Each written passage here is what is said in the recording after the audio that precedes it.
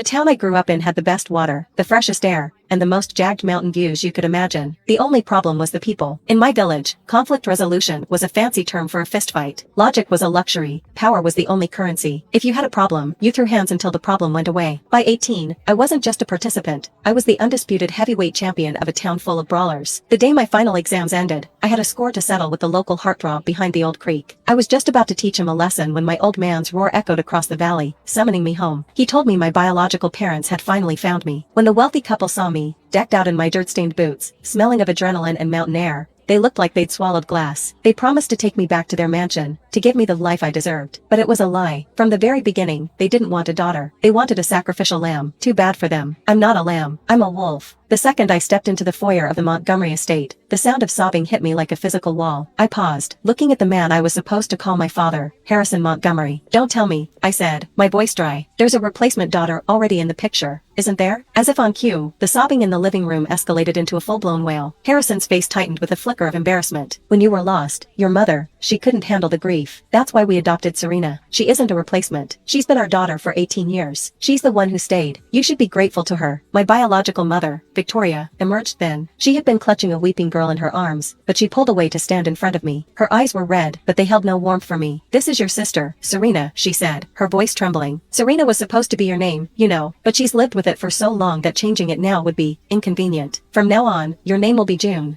I let my gaze drift over the three of them, the loving father, the heartbroken mother, and the fragile daughter. They looked like a portrait of a perfect family. I was just the smudge on the canvas. I took a step back, creating a deliberate gap between us. "Why would I change my name?" I asked. "I already have one. You can call me the boss." Harrison's forced smile vanished. His brow furrowed into a deep, jagged line. "What kind of ridiculous, low-class name is that? We've already updated your paperwork. You are June Montgomery." Before I could retort, Serena was suddenly at my side, her fingers trembling as she reached for my sleeve. Is June mad at me for taking her name?" she whimpered. "I'm so sorry. I didn't mean to. If you hate the name June that much, I can give it back. I'll do anything."